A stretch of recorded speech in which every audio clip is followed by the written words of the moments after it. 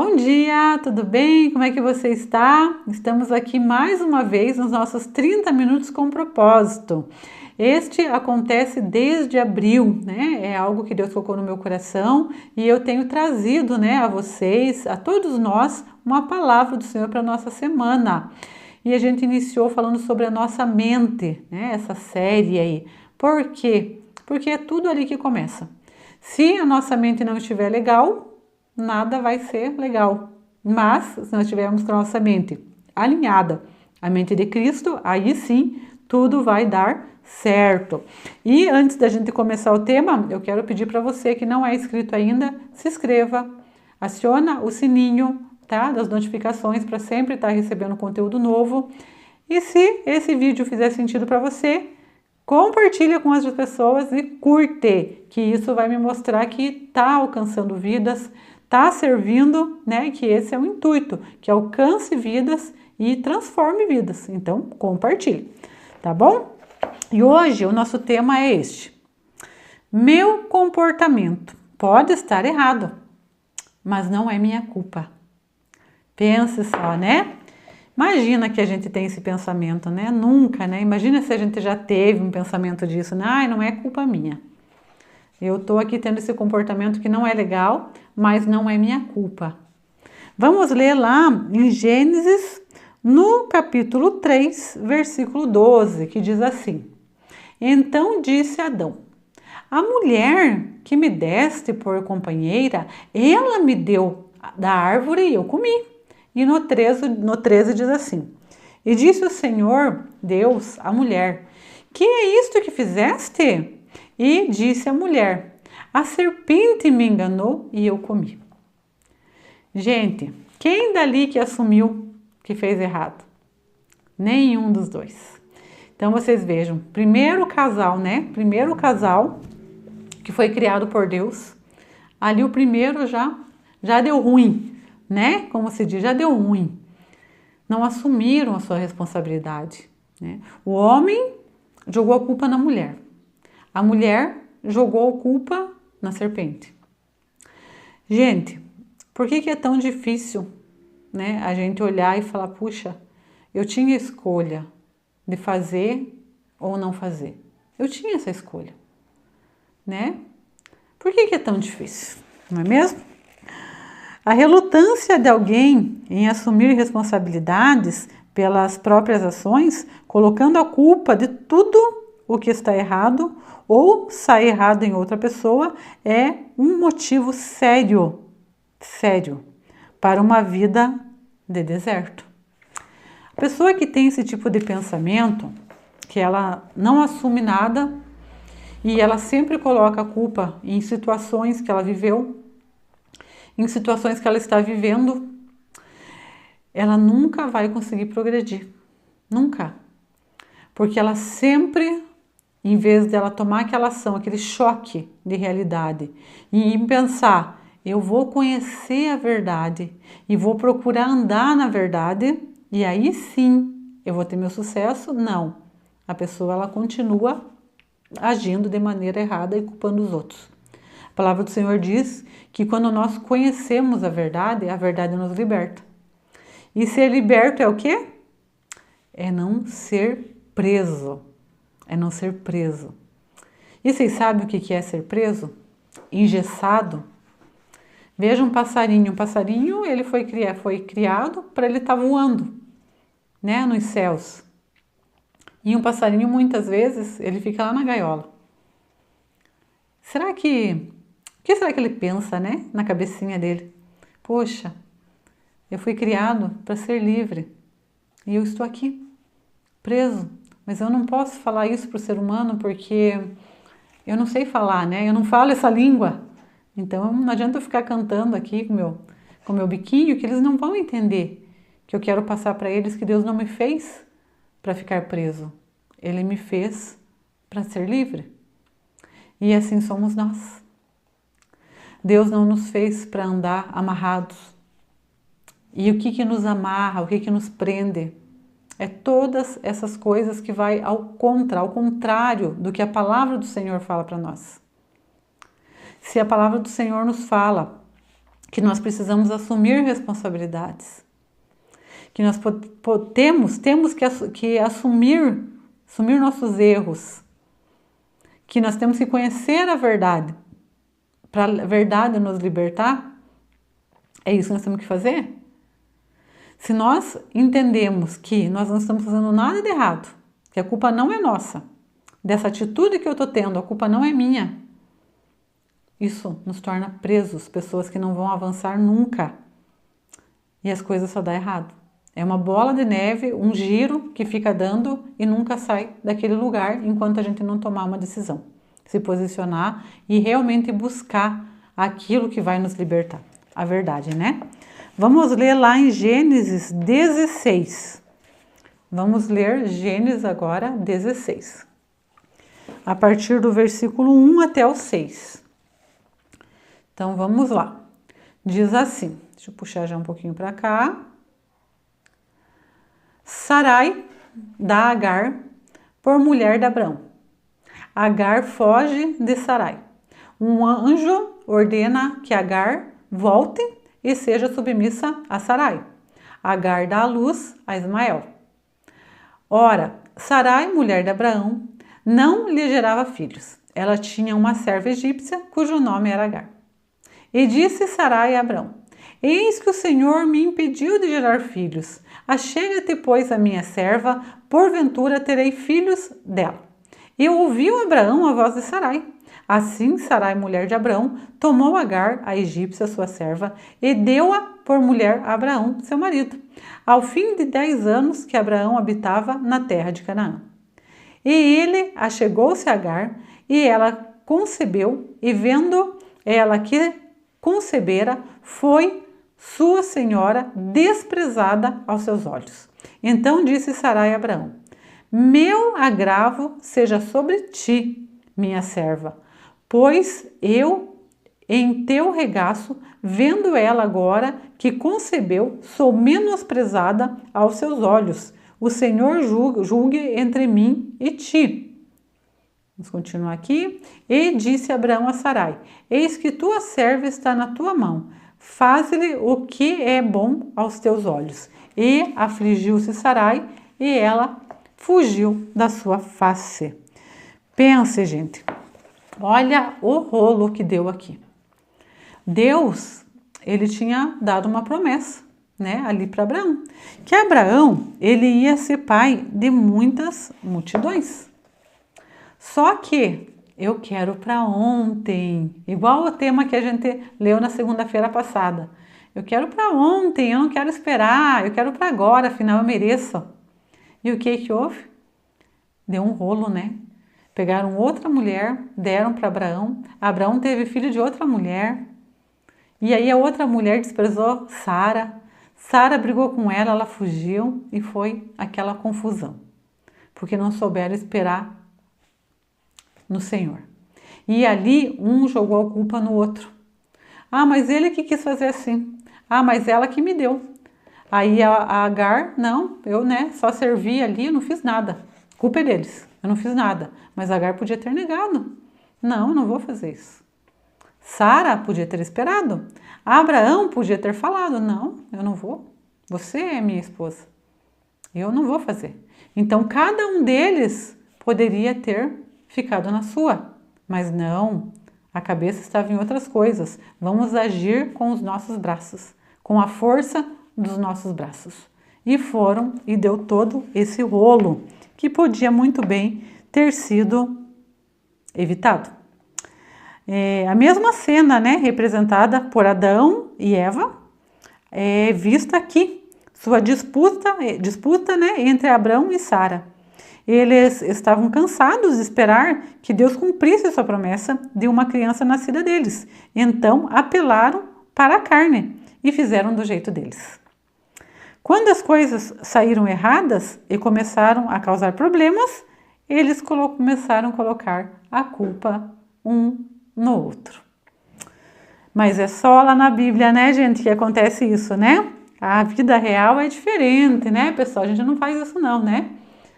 Vamos lá agora. Se Números 21:5. Vamos ver o que diz ali. E o povo falou contra Deus e contra Moisés. Por que nos fizeste subir do Egito para que morrêssemos nesse deserto? Pois aqui nem pão nem água há, e a nossa alma tem fastio deste pão tão vil. Gente, vocês conhecem a história, né? Moisés estava lá na dele, quietinho. Deus foi lá e falou: Moisés, sai daí, você vai libertar o povo do Egito. Moisés, com medo, gago, ai Senhor, foi libertar o povo do Egito. Quanto tempo que era para sair do Egito, a terra prometida? 11 dias. Mas de tanto que o povo reclamou e colocou a culpa em Deus, em Moisés, eles passaram 40 anos e ainda não entraram na terra prometida. E aqui diz assim: se meus filhos, aqui vou passar um exemplo para vocês, tá? Um exemplo de pessoas que falam assim que elas não fazem as coisas, não tem isso, não tem aquilo, por conta de coisas que estão vivendo. Vamos lá. Se meus filhos me ajudassem mais, eu agiria melhor. Se não tivesse sido abusada quando criança, eu não seria mal-humorenta. Se meu esposo não jogasse golfe aos sábados, eu não seria tão solitária. Se meu esposo me comprasse mais presentes, eu não seria tão negativa. Se eu não tivesse de trabalhar, não estaria tão cansada e irritada. Se pudesse sair mais de casa, eu não ficaria tão aborrecida. Se apenas tivesse mais dinheiro. Se nós tivéssemos nossa própria casa, se pelo menos não tivéssemos tantas contas, se tivéssemos vizinhos melhores ou amigos diferentes, se. O dia que eu tiver isso, eu vou ser feliz. O dia que eu tiver aquilo, eu vou ser feliz. Eu sou assim por conta disso, por conta daquilo. Por que eu não quebro isso? Por que eu não coloco um ponto final nisso e começo do zero? Mas vamos ler lá em Números 13. Números 13, vamos ler lá, pessoal. Vamos ler aqui o 1 e o 3, depois a gente vai descer um pouquinho. E falou o Senhor a Moisés dizendo: envia homens que espiem a terra de Canaã, que eu hei de dar aos filhos de Israel. De cada tribo de seus pais enviareis um homem, sendo cada um príncipe entre eles. E enviou-os Moisés do deserto de Pará, segundo a ordem do Senhor. Todos aqueles homens eram cabeças dos filhos de Israel, tá? Então aqui a gente leu 1 ou 3. Agora a gente vai pular lá para o versículo 25. Vamos ver o que deu aqui. Números, número 13 mesmo, lá no capítulo 25 agora. A gente vai ler do 25 ao 28, diz assim: depois retornaram de espiar a terra ao fim de 40 dias. E caminharam e foram a Moisés e Abraão e toda a congregação dos filhos de Israel no deserto de Pará, a Cades, e retornando deram notícias a eles e a toda a congregação e mostrou-lhes o fruto da terra. E contaram-lhe e disseram: fomos à terra a qual nos enviaste, e verdadeiramente mana leite e mel, e este é o seu fruto. O povo, porém, que habita nesta terra é poderoso, e as cidades fortificadas e muito grandes. E também ali vimos os filhos de Enaque. Pois é, vamos ver ali. Se e mas. São as duas palavras muito enganosas que Satanás planta em nossa mente. Os 12 espias que foram enviados à terra prometida como patrulha de reconhecimento voltaram com um cacho de uvas tão grande que tinha de ser carregado em uma estaca por 2 homens. Mas o relatório que deram a Moisés e ao povo foi negativo. Foi o mas que o derrotou. Eles deveriam ter mantido os olhos em Deus e não nos problemas em potencial. A terra é muito boa, a terra é maravilhosa, olha que excelente, mas tem coisas lá que a gente não vai conseguir vencer. Tem gigante lá. Não dá para nós.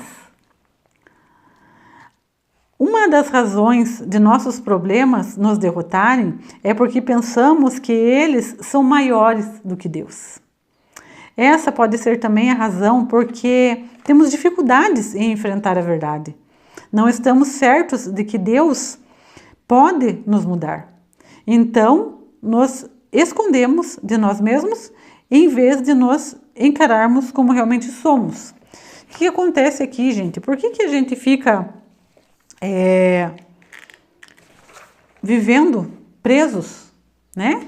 Vivendo uma vida que a gente tem a possibilidade de mudar, mas a gente não muda. Por quê? Porque nós temos medo. Medo porque nós achamos que não vai acontecer nada.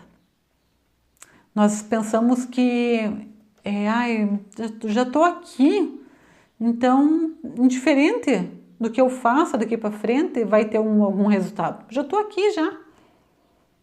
E essa é a nossa mente. Uma mente deserta. É uma mente de deserto, sabe? Que nos faz entender e procrastinar ali. E a nossa mente ela é bombardeada a todo tempo. E quem que bombardeia com esses pensamentos? O diabo, Satanás e nós mesmos. Porque a nossa mente ela quer ficar ali, ela é preguiçosa, ela quer ficar quieta, ela não quer fazer nada. Nada, ela não quer fazer nada, para ela tanto faz. Ela não quer se movimentar. E aí isso é conosco, é nós darmos o primeiro passo. O segundo passo é Satanás, Satanás jogando esse tipo de pensamento para nós, que já está aqui até agora. Dá certo para os outros, para você nunca vai dar. Tem nada a ver com você isso tem nada a ver com você. E aí vem o Espírito Santo, que fica sussurrando na nossa vida. E todo tempo a gente vê algo assim que nos leva a, puxa, olha, parece um sinal de Deus. Mas a gente está tão enraizado no problema, no que a gente está vendo com os nossos olhos, que a gente não consegue se movimentar. A gente não consegue mudar de lugar. Pelo medo, a gente tem medo. Por que a gente tem medo? Porque a gente não conhece a Deus. Porque o amor verdadeiro, ele lança fora todo medo. Se você tem medo de se mexer, é porque o amor de Deus não está aperfeiçoado, é porque você não sabe quem você é. E aí não tem o que fazer. Você precisa quebrar isso. Então, não tenha medo. Aqui a palavra é muito clara. Ela já fala que nós temos medo. Medo de dar um passo, porque acreditamos que não vai acontecer nada. Mas vai acontecer. Vai acontecer. Basta a fé. A fé de se movimentar para mover montanhas. Lá em Salmos, vamos ler Salmo 51. Vamos ler lá. Salmo 51, a partir do versículo 1 até o 6. Vamos ver o que diz os Salmos lá para nós. Tem misericórdia de mim, ó Deus, segundo a tua benignidade. Apaga as minhas transgressões segundo a multidão das suas misericórdias. Lava-me completamente da minha iniquidade e purifica-me do meu pecado, porque eu conheço as minhas transgressões e o meu pecado está sempre diante de mim. Contra ti somente pequei e fiz o que é mal à tua vista, para que sejais justificado quando falares e puro quando julgares. Eis que em iniquidade fui formado, e em pecado me concedeu minha mãe.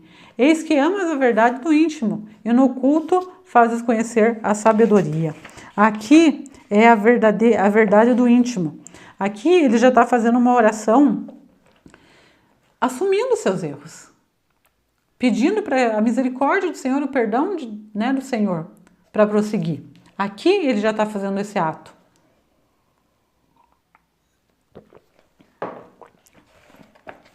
Então, no Salmo 51, o rei Davi estava clamando a Deus por misericórdia e perdão, porque o Senhor estava tratando com ele sobre seu pecado com Betseba e o assassinato do seu marido. Acredite ou não, o pecado de Davi havia ocorrido 1 ano antes desse salmo ser escrito, mas ele não havia encarado nem reconhecido. Imagine, gente, esse salmo aqui, ele tinha sido escrito 1 ano antes, né, dele cometer o pecado, certo? Ele não estava enfrentando a verdade, mas enquanto se recusava a fazê-lo, não poderia se arrepender. E enquanto não se arrependesse, Deus não poderia perdoá-lo. E o verso 6 dessa passagem é um versículo poderoso. Ele diz que Deus deseja a verdade no íntimo. Isso significa que se desejar receber as bênçãos de Deus, deveremos ser honestos com Ele sobre nós e sobre o nosso pecado. Então, se nós realmente queremos mudar de vida, mudar o nosso rumo, nós precisamos ser verdadeiros com Deus, honestos. Não é simplesmente falar da boca para fora alguma coisa, ai, Deus me perdoa e continua a mesma coisa. Não, tem que brotar lá de dentro. Aí eu vou esperar brotar. Não, você vai para o quarto, você vai fechar a porta e você vai ali conversar com Deus. Deus, às vezes nem eu sei o que eu fiz, mas eu peço que o seu Espírito Santo venha ministrar no meu coração, me revelar, trazer aos meus olhos aquilo que eu não consigo enxergar. Me ajuda para que eu possa pedir perdão para o Senhor e mudar as minhas atitudes, porque às vezes nem a gente sabe. Por isso que a palavra fala, conhecereis a verdade e ela vos libertará. E ali é um processo, todo dia você vai para aquele quarto e conversa com Deus. A tua vida vai mudar. Você vai ser liberto em nome de Jesus. Certo? Vamos ler ali 1 João 1, 8, 10. 1 João 1, versículo 8 e 10.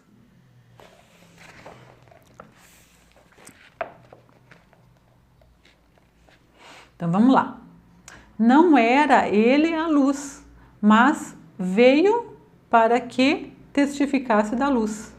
Deixa eu ver se é esse mesmo. Espera aí. 1 João 1, 8, 10. Deixa eu ver. Não, aqui vamos lá. 1 João. Vamos lá achar certinho. Eu fui em João. É 1 João. 1 João. Ok.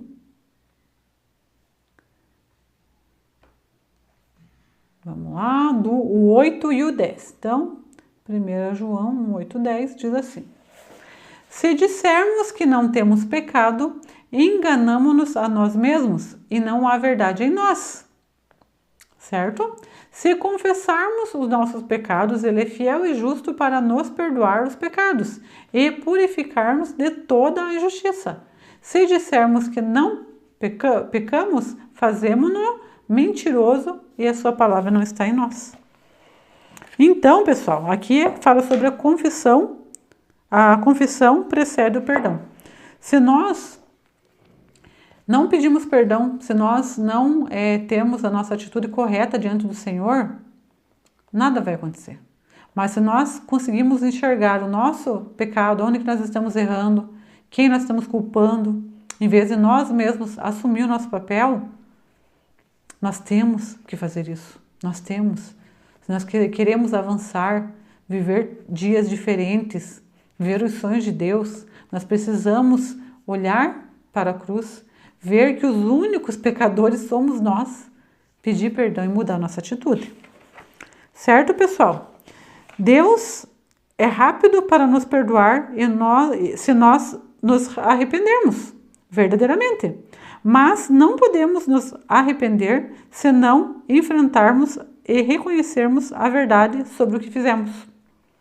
Admitir que fizemos alguma coisa errada, mas então dar uma desculpa para o erro, não é a maneira de Deus, de Deus enfrentar a verdade. Naturalmente queremos nos justificar e as nossas ações, mas a Bíblia diz que nossa justificação encontra-se somente em Cristo. Eu e você somos justificados diante de Deus depois de pecarmos apenas pelo sangue de Jesus. Vamos ler aqui mais um, pessoal. Está lá em João 1,5.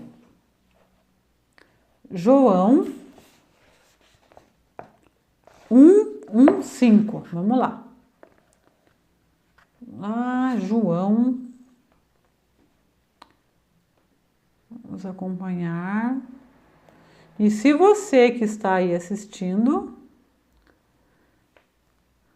já está gostando do que está vendo, já curte aí, pessoal, já curte. Tá, então, João 1:5. No princípio era o verbo, e o verbo estava com Deus, e o verbo era Deus.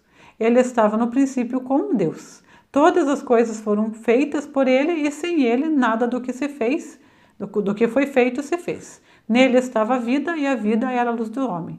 E a luz resplandeceu nas trevas, e as trevas não a compreenderam. Então é só em Jesus. É só em Jesus, a verdadeira luz, é só nele. Ele que nos vai trazer clareza. Não pense que não tem jeito para você, porque tem jeito sim, tá? Ele vai nos trazer clareza e vai nos auxiliar nessa caminhada, nessa limpeza, nessa purificação, para que nós tenhamos uma nova vida em Cristo. João 16, 12, 13. João 16, 12, 13, diz assim: ainda tenho muitas coisas que vos dizer, mas vos não as podeis suportar agora. Porém, quando vier aquele Espírito da verdade, ele vos guiará a toda a verdade, porque não faltará de si mesmo, mas falará tudo o que tiver ouvido e vos anunciará as coisas que hão de vir. O Espírito Santo, o Espírito da verdade, é Ele quem vai vir. Ele que vai vir e vai fazer cada um de nós reconhecer os nossos pecados. Ele já veio, quando Jesus foi, subiu aos céus, Ele deixou o Espírito Santo, o Consolador, o nosso intercessor, aquele que está conosco todo o tempo. E é a Ele que nós temos que pedir para que Ele sonde o nosso coração. E nós temos a nossa atitude, o nosso posicionamento de quebrar qualquer barreira, bloqueio, que possa estar nos impedindo de realmente viver os sonhos de Deus. Porque se nós somos herdeiros, co-herdeiros com Cristo, nós não temos que viver uma vida infeliz. E cada um de nós sabe se nós estamos felizes ou não. A paz que excede todo entendimento, somente os filhos de Deus têm. E aí, como está a sua paz? Mas não é aquela paz do conformismo, que está tudo muito ruim, a minha casa cheira muito mal, mas eu que moro nela nem percebo. Essa é a falsa paz. Essa é a zona do conforto, que do conforto não tem nada. Então, faça uma autoanálise, clame ao Espírito Santo para que Ele te auxilie, que Ele te direcione, que Ele abra os teus olhos, o teu ouvido, a tua mente, para que você consiga ver aonde está o erro, aonde está a falha, por que eu não consigo enxergar.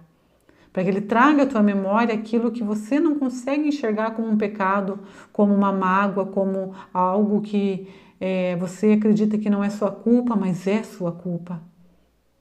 Às vezes a gente está fazendo tudo errado e fala que a culpa não é minha, a culpa é de outra pessoa. Você que escolhe como que você quer a sua vida daqui para frente.